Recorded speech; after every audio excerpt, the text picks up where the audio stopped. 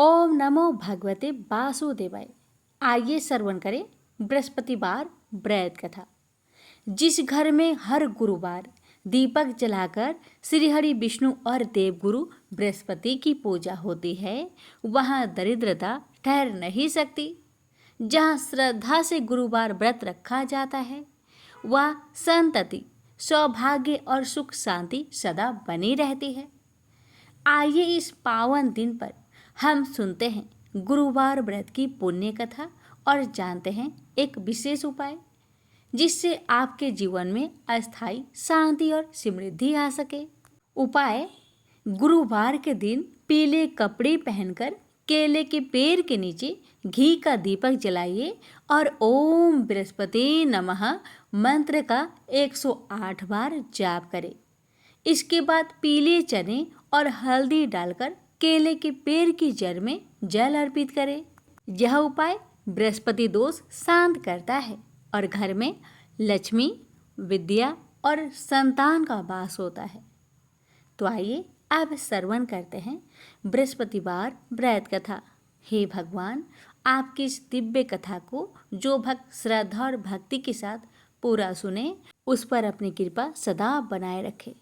जय बृहस्पति देव। कथा: एक बार भगवान विष्णु गरुड़ जी पर सवार होकर कैलाश पर्वत जा रहे थे। रास्ते में गरुड़ जी ने देखा कि एक ही दरवाजे पर 2 बारातें ठहरी थी। मामला उनके समझ में नहीं आया। फिर क्या था, पूछ बैठे प्रभु को। गरुड़ जी बोले, प्रभु, ये कैसी अनोखी बात है कि विवाह के लिए 1 और बारातें 2 आई हैं। मेरी तो समझ में कुछ नहीं आ रहा है। प्रभु बोले, हाँ, एक कन्या से विवाह के लिए 2 अलग अलग जगह से बारातें आई हैं। एक बारात पिता द्वारा पसंद की गए हैं, लड़के की है, और दूसरी माता द्वारा पसंद की गए लड़के की है। यह सुनकर गरुड़ जी बोले, आखिर विवाह किसके साथ होगा? प्रभु बोले, जिसे माता ने पसंद किया और बुलाया है, उसी के साथ कन्या का विवाह होगा, क्योंकि कन्या का भाग्य किसी और के साथ जुड़ा हुआ है। भगवान की बातें सुनकर गरुड़ जी चुप हो गए और भगवान को बैकुंठ पर पहुंचाकर कौतूहल बस पुनः उसी जगह आ गए जहां दोनों बारातें ठहरी थी। गरुड़ जी ने मन में विचार किया कि यदि मैं माता के बुलाए गए वर को यहाँ से हटा दूं तो कैसे विवाह संभव होगा? फिर क्या था, उन्होंने भगवत विधान को देखने की जिज्ञासा के लिए तुरंत ही उस वर को उठाया और ले जाकर समुद्र के एक टापू पर धर दिए। ऐसा कर गरुड़ जी थोड़ी देर के लिए ठहरे भी नहीं थे कि उनके मन में अचानक विचार दौड़ा कि मैं तो इस लड़के को यहाँ उठा लाया हूँ, पर यहाँ तो खाने पीने की कोई व्यवस्था नहीं है।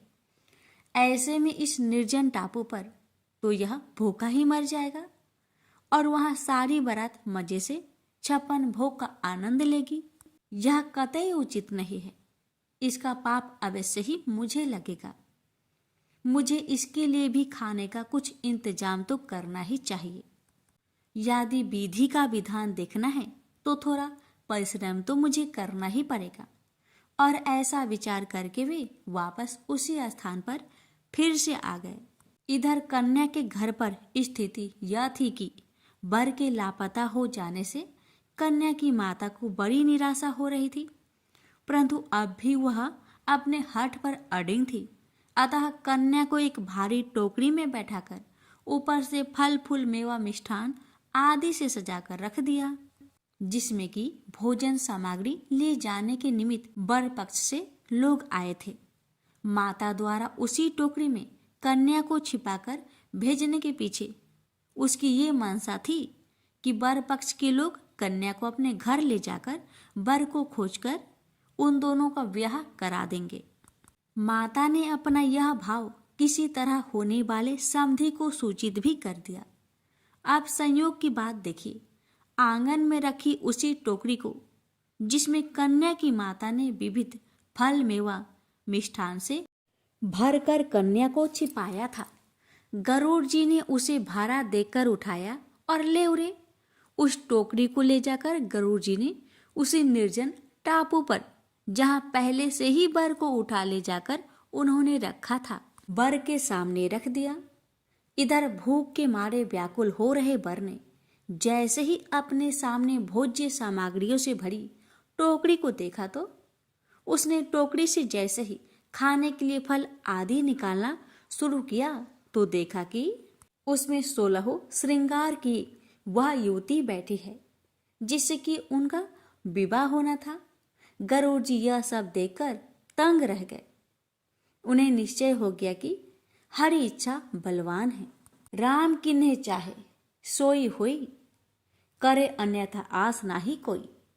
फिर तो शुभ मुहूर्त विचार कर स्वयं गरुड़ जी ने ही पुरोहिताई का कर्तव्य निभाया।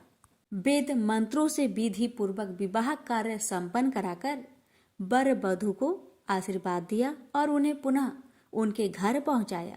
तत्पश्चात प्रभु के पास आकर सारा वृत्तांत निवेदन किए और प्रभु पर अधिकार समझ झुंझलाकर बोले, प्रभु आपने अच्छी लीला की, सारे विवाह के कार्य हमसे करवा दिए। भगवान गरुड़ जी की बातों को सुनकर मंद मंद मुस्कुरा रहे थे।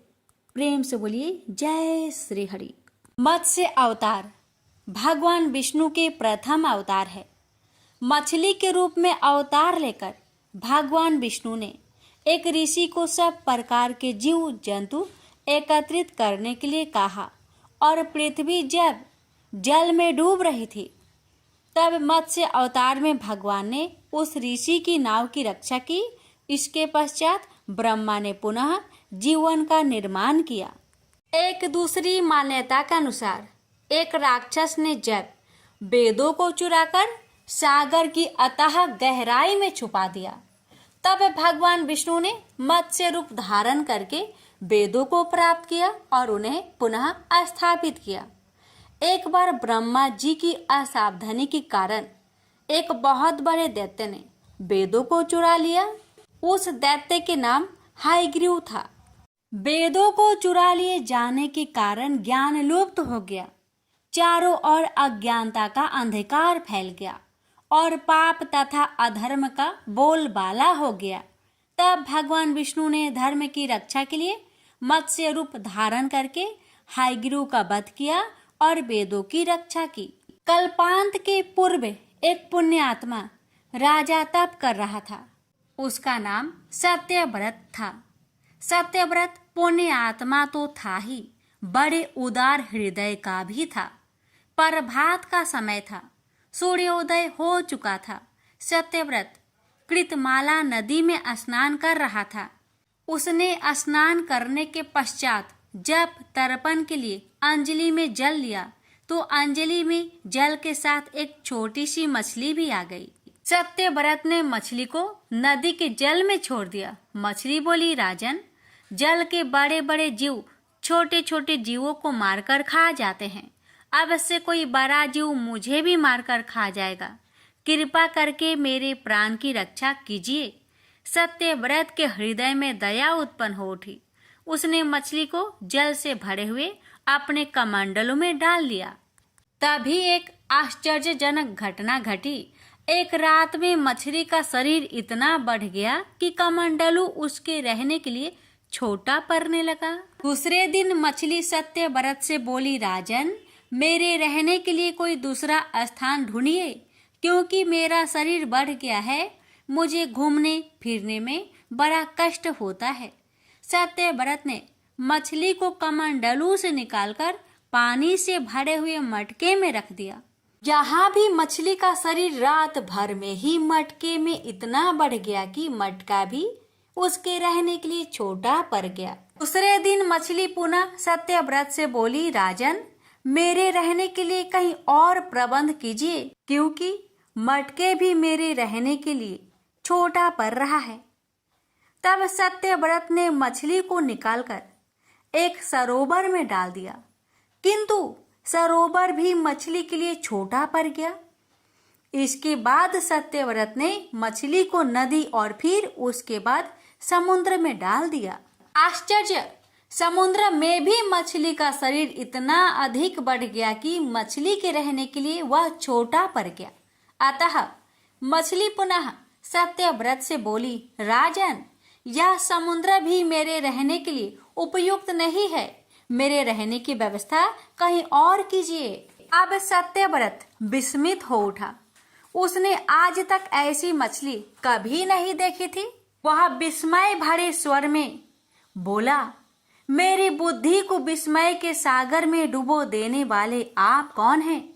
मत्स्य रूपधारी श्री हरि ने उत्तर दिया, राजन, हायग्रीव नामक दैत्य ने वेदों को चुरा लिया है।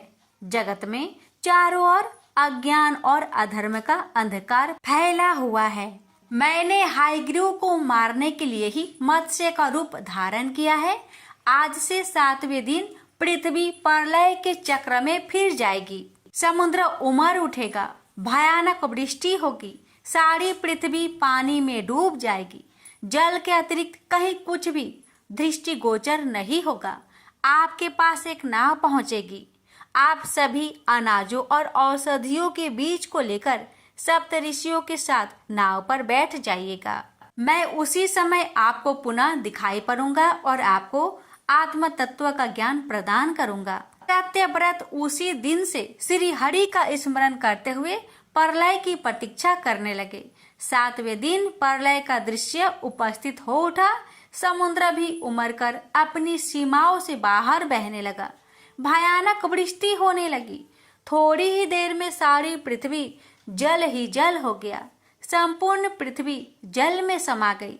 तभी उसी समय एक नाव दिखाई पड़ी। सत्यव्रत सप्त ऋषियों के साथ उस नाव पर बैठ गए। उन्होंने नाव के ऊपर संपूर्ण अनाजों और औषधियों के बीज भी भर लिए। नाव प्रलय के सागर में तैरने लगी।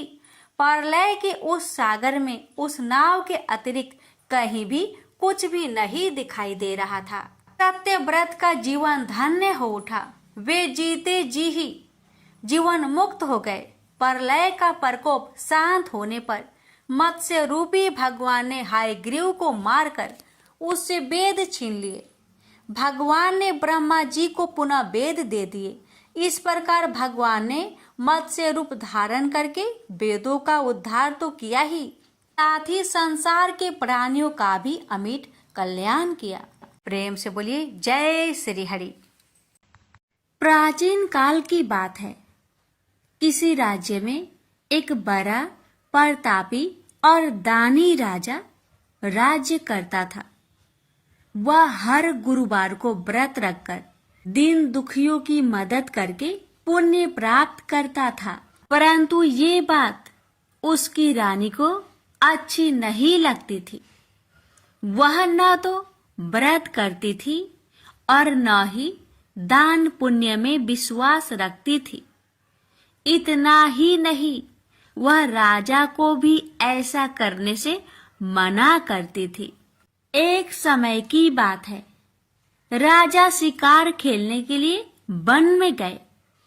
घर पर रानी और दासी थी। उसी समय गुरु बृहस्पति देव साधु का रूप धारण कर राजा के दरवाजे पर भिक्षा मांगने आए। साधु ने जब रानी से भिक्षा मांगी तो वह कहने लगी, हे साधु महाराज, मैं इस दान और पुण्य से तंग आ गई हूँ। आप कोई ऐसा उपाय बताएं जिससे कि सारा धन नष्ट हो जाए और मैं आराम से रह सकूं। इतना सुनकर बृहस्पति देव ने कहा, हे देवी, तुम बड़ी विचित्र हो। संतान और धन से कोई दुखी होता है? अगर अधिक धन है तो उसे शुभ कार्यों में लगाओ, कुंवारी कन्याओं का विवाह कराओ, विद्यालय और बाग बगीचे का निर्माण कराओ, जिससे तुम्हारे दोनों लोग सुधरे। परंतु साधु की इन बातों से रानी को खुशी नहीं हुई। उसने कहा कि मुझे ऐसे धन की आवश्यकता नहीं है जिसे मैं दान दूं और जिसे संभालने में मेरा सारा समय नष्ट हो जाए। तब साधु ने कहा, अगर तुम्हारी ऐसी इच्छा है तो मैं जैसा तुम्हें बताता हूँ तुम वैसा ही करना।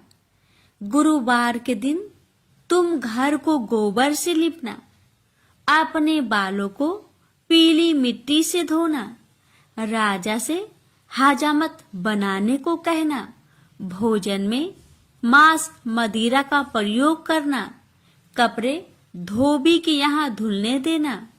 इस प्रकार 7 बृहस्पतिवार करने से तुम्हारा समस्त धन नष्ट हो जाएगा। इतना कहकर साधु के रूप में बृहस्पति देव अंतर्ध्यान हो गए। साधु के अनुसार कई बातों को पूरा करते हुए रानी को केवल 3 बृहस्पतिवार ही बीते थे कि उसकी समस्त धन संपत्ति नष्ट हो गई। भोजन के लिए राजा का परिवार तरसने लगा। तब एक दिन राजा ने रानी से बोला कि हे रानी, तुम यहीं रहो, मैं दूसरे देश को जाता हूँ, क्योंकि यहाँ पर सभी लोग मुझे जानते हैं, इसलिए मैं कोई छोटा कार्य नहीं कर सकता। ऐसा कहकर राजा दूसरे देश चला गया। वहां वह जंगल से लकड़ी काट कर लाता और शहर में बेचता। इस तरह वह अपना जीवन व्यतीत करने लगा। इधर राजा के परदेश जाते ही रानी और दासी दुखी रहने लगी। एक बार जब रानी और दासी को 7 दिन तक बिना भोजन के रहना पड़ा, तो रानी ने अपनी दासी से कहा, हे दासी, पासी के नगर में मेरी बहन रहती है, वह बड़ी धनवान है, तो उसके पास जा और कुछ ले आ, ताकि थोड़ी बहुत गुजर बसर हो जाए। दासी रानी की बहन के पास गई। उस दिन गुरुवार था और रानी की बहन उस समय बृहस्पतिवार व्रत की कथा सुन रही थी। दासी ने रानी की बहन को अपनी रानी का संदेश दिया, लेकिन रानी की बड़ी बहन ने कोई उत्तर नहीं दिया। जब दासी को रानी की बहन से कोई उत्तर नहीं मिला, तो वह बहुत दुखी हुई और उसे क्रोध भी आया। दासी ने वापस आकर रानी को सारी बात बता दी। ये सुनकर रानी ने अपने भाग्य को कोसा। उधर रानी की बहन ने सोचा कि मेरी बहन की दासी आई थी, परंतु मैं उससे नहीं बोली, इससे वह बहुत दुखी हुई होगी। कथा सुनकर और पूजा समाप्त करके वह अपनी बहन के घर आई और कहने लगी, हे बहन, मैं बृहस्पतिवार का व्रत कर रही थी, तुम्हारी दासी मेरे घर आई थी, परंतु जब तक कथा होती है तब तक ना तो उठते हैं और ना ही बोलते हैं, इसलिए मैं नहीं बोली। बताओ दासी, क्यों आई थी? रानी बोली, बहन, तुमसे क्या छिपाऊं, हमारे घर में खाने तक को अनाज नहीं था। ऐसा कहते कहते रानी की आंखें भर आई। उसने दासी समेत पिछले 7 दिनों से भूखे रहने तक की बात अपनी बहन को विस्तार पूर्वक सुना दी। रानी की बहन बोली, देखो बहन, भगवान बृहस्पति देव सबकी मनोकामना को पूर्ण करते हैं। देखो, शायद तुम्हारे घर में अनाज रखा हो। पहले तो रानी को विश्वास नहीं हुआ, पर बहन के आग्रह करने पर उसने अपनी दासी को अंदर भेजा, तो उसे सचमुच अनाज से भरा एक घड़ा मिल गया। यह देखकर दासी को बड़ी हैरानी हुई। दासी रानी से कहने लगी, हे रानी, जब हमको भोजन नहीं मिलता तो हम व्रत ही तो करते हैं, इसलिए क्यों ना इनसे व्रत और कथा की विधि पूछ ली जाए, ताकि हम भी व्रत कर सके। तब रानी ने अपनी बहन से बृहस्पतिवार व्रत के बारे में पूछा। उसकी बहन ने बताया, बृहस्पतिवार के व्रत में चने की दाल और मुनक्का से विष्णु भगवान का केले के जड़ में पूजन करें तथा दीपक जलाए, व्रत कथा सुने और पीला भोजन ही करे। इससे बृहस्पति देव प्रसन्न होते हैं। व्रत और पूजन विधि बताकर रानी की बहन अपने घर लौट आई। 7 दिन के बाद जब गुरुवार आया तो रानी और दासी ने व्रत रखा। घुड़सार में जाकर चना और गुड़ लेकर आई। फिर उससे केले की जड़ तथा विष्णु भगवान का पूजन किया। अब पीला भोजन कहाँ से आए? इस बात को लेकर दोनों बहुत दुखी थे।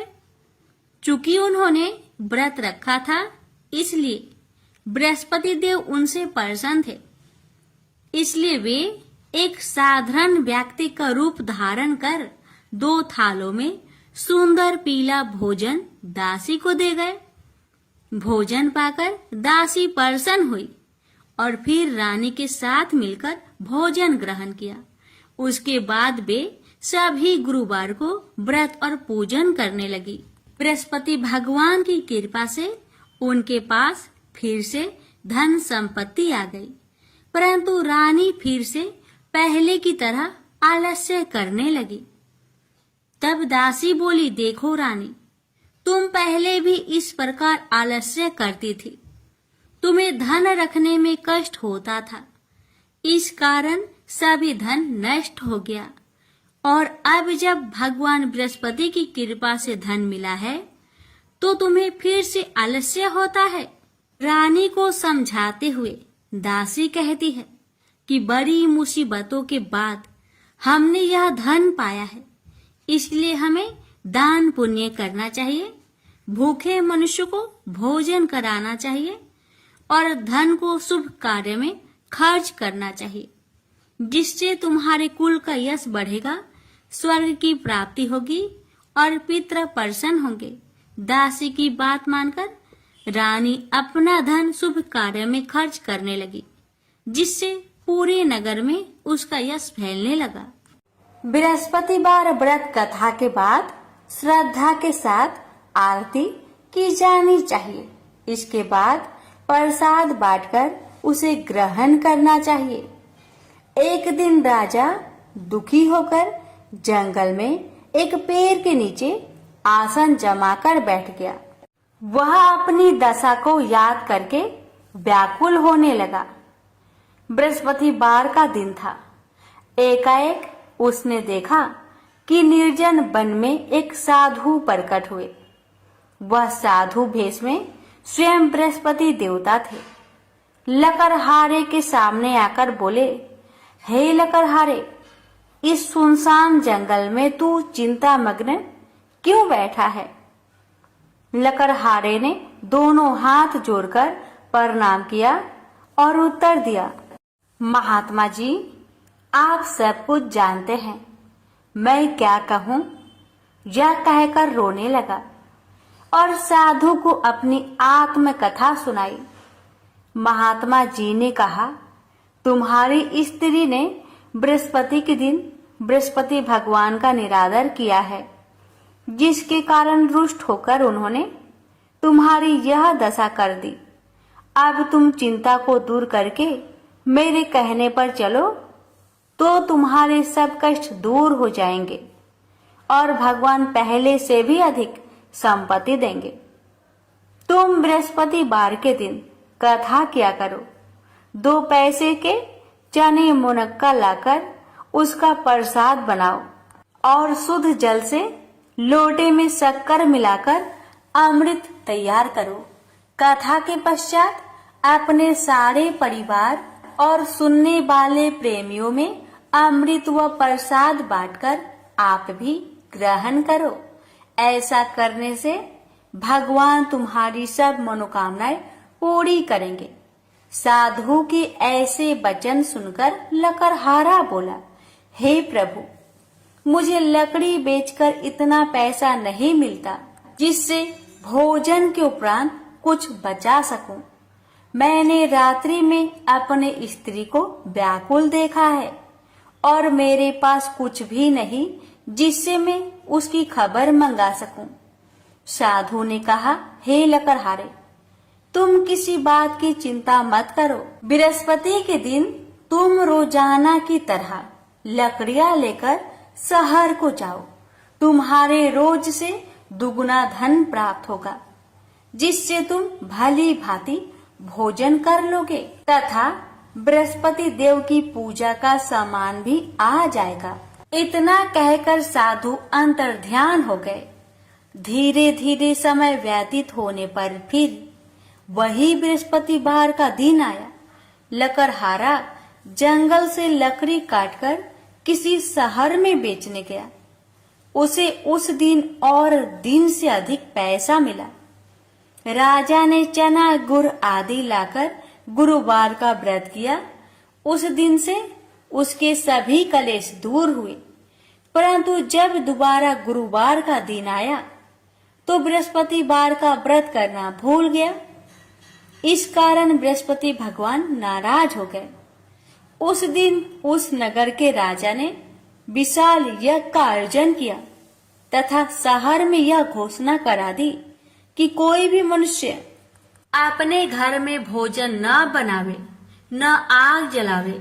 समस्त जनता मेरे यहाँ भोजन करने आवे। इस आज्ञा को जो न मानेगा उसे फांसी की सजा दी जाएगी।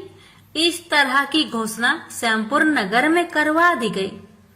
राजा की आज्ञा अनुसार शहर के सभी लोग भोजन करने गए, लेकिन लकड़हारा कुछ देर से पहुंचा, इसलिए राजा उसको अपने साथ घर लिवा ले गए और ले जाकर भोजन करा रहे थे तो रानी की दृष्टि उस खूंटी पर पड़ी जिस पर उसका हार लटका हुआ था। वह वहां पर दिखाई नहीं दिया। रानी ने निश्चय किया कि मेरा हार इस मनुष्य ने चुरा लिया है। उसी समय सिपाहियों को बुलवाकर उसको कारागार में डलवा दिया। जब लकड़हारा कारागार में पड़ गया और बहुत दुखी होकर विचार करने लगा कि ना जाने कौन से पूर्व जन्म के कर्म से मुझे यह दुख प्राप्त हुआ है, और उसी साधु को याद करने लगा जो कि जंगल में मिला था। उसी समय तत्काल बृहस्पति देव साधु के रूप में प्रकट हुए और उसकी दशा को देखकर कहने लगे, अरे मूर्ख, तूने बृहस्पति देव की कथा नहीं करी, इस कारण तुझे दुख प्राप्त हुआ है। अब चिंता मत कर। बृहस्पतिवार के दिन कारागार के दरवाजे पर 4 पैसे पड़े मिलेंगे। उनसे तू बृहस्पति देव की पूजा करना, तेरे सभी कष्ट दूर हो जाएंगे। बृहस्पति के दिन उसे 4 पैसे मिले। लकड़हारे ने कथा कही। उसे रात्रि को बृहस्पति देव ने उस नगर के राजा को सपने में कहा, हे राजा, तुमने जिस आदमी को कारागार में बंद किया है वह निर्दोष है, वह राजा है, उसे छोड़ देना। रानी का हार उसी खूंटी पर लटका है। अगर तू ऐसा नहीं करेगा तो मैं तेरे राज्य को नष्ट कर दूंगा। इस तरह रात्रि के सपनों को देखकर राजा प्रातः काल उठा और खूंटी पर हार देखकर लकड़हारे को बुलाकर क्षमा मांगी तथा लकड़हारे को योग सुंदर वस्त्र आभूषण देकर विदा कर दिया। बृहस्पति देव की आज्ञा अनुसार लकड़हारा अपने नगर को चल दिया। राजा जब अपने नगर के निकट पहुंचा तो उसे बड़ा आश्चर्य हुआ। नगर में पहले से अधिक बाग, तालाब, कुएं तथा बहुत सी धर्मशाला, मंदिर आदि बन गई है। राजा ने पूछा, यह किसका बाग और धर्मशाला है? तब नगर के सब लोग कहने लगे, यह सब रानी और बांदी की है। तो राजा को आश्चर्य हुआ और गुस्सा भी आया। जब रानी ने यह खबर सुनी कि राजा आ रहे हैं तो उन्होंने बांदी से कहा कि हे दासी, देख, राजा हमको कितनी बुरी हालत में छोड़ गए थे। हमारी ऐसी हालत देखकर वह लौट न जाए, इसलिए तू दरवाजे पर खड़ी हो जा। आज्ञा अनुसार दासी दरवाजे पर खड़ी हो गई। राजा आए तो उन्हें अपने साथ लिवा लाई। तब राजा ने क्रोध करके अपनी रानी से पूछा कि यह धन तुम्हें कैसे प्राप्त हुआ। तब उन्होंने कहा, हमें यह सब धन बृहस्पति देव के इस व्रत के प्रभाव से प्राप्त हुआ है। राजा ने निश्चय किया कि 7 रोज बाद तो सभी बृहस्पति देव का पूजन करते हैं, परंतु मैं प्रतिदिन दिन में 3 बार कहानी तथा रोज व्रत किया करूंगा। अब हर समय राजा ने दुपट्टे में चने की दाल बांधी रहती तथा दिन में 3 बार कहानी कहता। एक रोज राजा ने विचार किया कि चलो अपनी बहन के यहाँ हो आवे। इस तरह निश्चय कर राजा घोड़े पर सवार हो अपनी बहन के यहाँ को चलने लगा। मार्ग में उसने देखा कि कुछ आदमी एक मुर्दे को लिए जा रहे हैं। उन्हें रोककर राजा कहने लगा, अरे भाइयों, मेरी बृहस्पति देव की कथा सुन लो। वे बोले, लो, हमारा तो आदमी मर गया है, इसको अपनी कथा की परी है। परंतु कुछ आदमी बोले, अच्छा कहो, हम तुम्हारी कथा भी सुनेंगे। राजा ने दाल निकाली और जब कथा आधी हुई थी कि मुर्दा हिलने लग गया, और जब कथा समाप्त हो गई तो राम राम करके मनुष्य उठकर खड़ा हो गया। आगे मार्ग में उसे किसान खेत में हल चलाता मिला।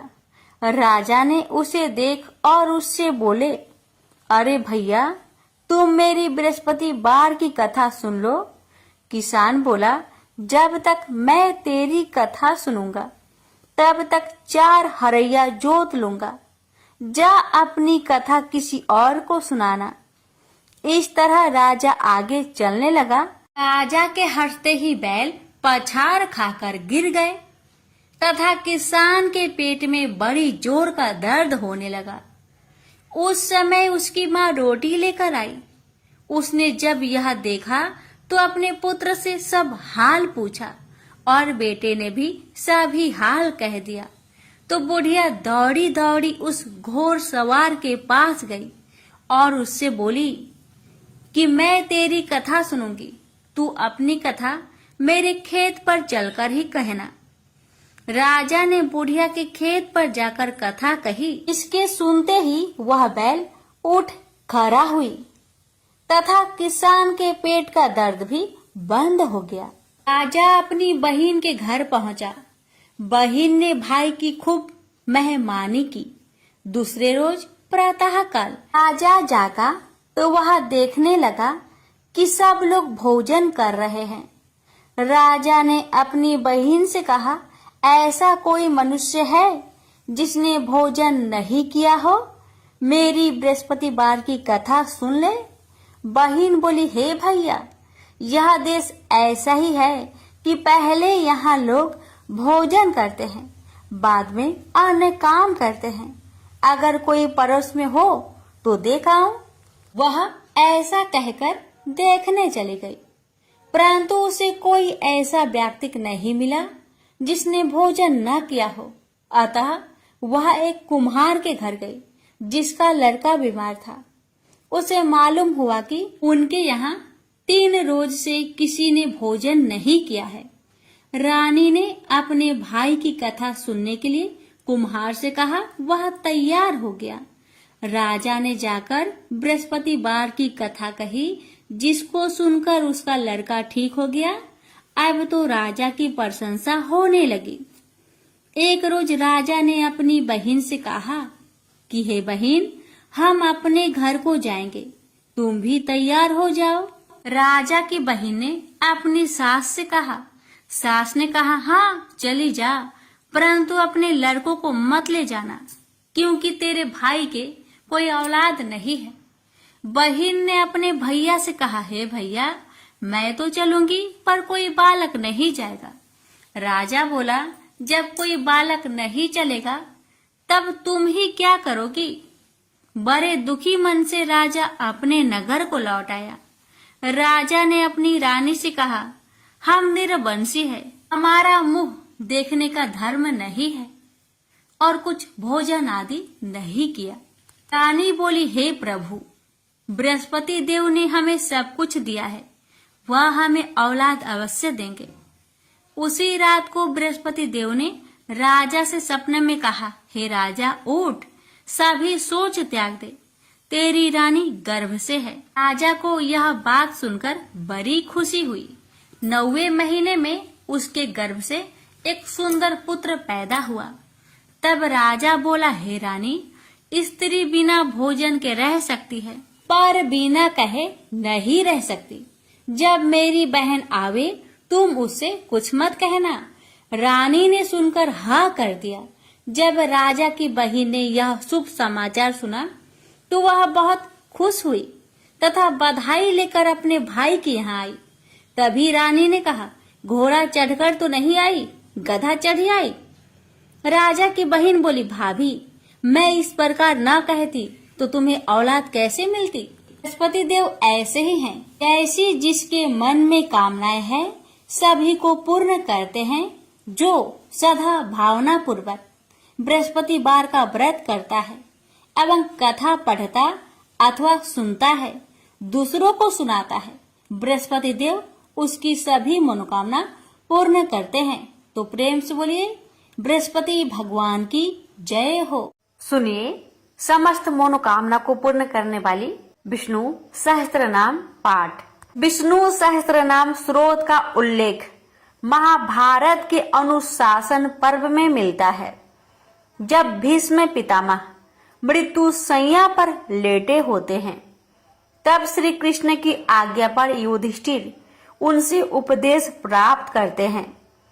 तो पितामह भगवान विष्णु के दिव्य 1000 नामों से युक्त इस कल्याणकारी स्रोत का उपदेश करते हैं। विष्णु सहस्त्र नाम का पाठ पढ़ने अथवा सुनने से समस्त मनोकामना पूर्ण हो जाती है। घर में धन्य धान्य सुख संपदा बनी रहती है। यदि आप विष्णु सहस्त्र नाम स्रोत यानी श्री हरि के 1000 नामों और उनकी महिमा को पढ़ने में असमर्थ है तो मात्र एक श्लोक से ही इस पाठ का पुण्य प्राप्त किया जा सकता है। वो श्लोक इस प्रकार है, श्री राम रामेति रामेति रमे रामे मनोरमे सहस्त्र नाम तन्तुल्यम राम नाम वरानने। शिव जी माता पार्वती से कहते हैं कि श्री राम नाम के मुख में विराजमान होने से राम राम इसी 12 अक्षर नाम का जप करो। हे पार्वती, मैं भी इन्हीं मनोरम राम में रमता हूँ। यह राम नाम विष्णु जी के सहस्त्र नाम के तुल्य है। भगवान राम के राम नाम को विष्णु सहस्त्र नाम के तुल्य कहा गया है। इस मंत्र को श्री राम तारक मंत्र भी कहा जाता है और इसका जाप संपूर्ण विष्णु सहस्त्र नाम या भगवान विष्णु के 1000 नामों के जाप के समतुल्य है। यह मंत्र श्री राम रक्षा स्त्रोतम के नाम से भी जाना जाता है। एक बार देवों के देव महादेव जी ने माता पार्वती जी से अपने साथ भोजन करने का अनुरोध किया तो भगवती ने यह कहकर टाल दिया कि वे अभी विष्णु सहस्त्र नाम का पाठ कर रही है, इसमें कुछ देर लगेगी, तब तक आप प्रतीक्षा करें। भगवान शंकर ने जब पुनः पार्वती जी को बुलाया तब भी पार्वती जी ने यही उत्तर दिया कि वे विष्णु सहस्त्र नाम के पाठ के पूर्ण होने के बाद ही आ सकेगी। शिव जी को उस समय बड़ी जल्दी थी, भूख लग रही थी और भोजन ठंडा हो रहा था। ऐसे में भूत भावन भगवान शिव जी ने कहा, हे पार्वती, राम राम कहो। एक बार राम कहने से विष्णु सहस्त्र नाम का संपूर्ण फल मिल जाता है, क्योंकि श्री राम नाम ही विष्णु सहस्त्र नाम के तुल्य है। इस प्रकार शिव जी के मुख से इस 2 अक्षर के नाम राम का विष्णु सहस्त्र नाम के समान जप सुनकर माँ पार्वती अभिभूत हो गई और उन्होंने भी तब राम इस दिव्याक्षर नाम का जप करके प्रसन्न होकर शिव जी के साथ भोजन किया। प्रेम से बोलिए सिया रामचंद्र की जय। हर हर महादेव, माता पार्वती की जय, लक्ष्मी नारायण की जय। सुनिए समस्त मनोकामना को पूर्ण करने वाली विष्णु सहस्त्र नाम पाठ। विष्णु सहस्त्र नाम स्रोत का उल्लेख महाभारत के अनुशासन पर्व में मिलता है। जब भीष्म पितामह मृत्यु शैया पर लेटे होते हैं, तब श्री कृष्ण की आज्ञा पर युधिष्ठिर उनसे उपदेश प्राप्त करते हैं। तो पितामह भगवान विष्णु के दिव्य 1000 नामों से युक्त इस कल्याणकारी स्रोत का उपदेश करते हैं। विष्णु सहस्त्र नाम का पाठ पढ़ने अथवा सुनने से समस्त मनोकामना पूर्ण हो जाती है।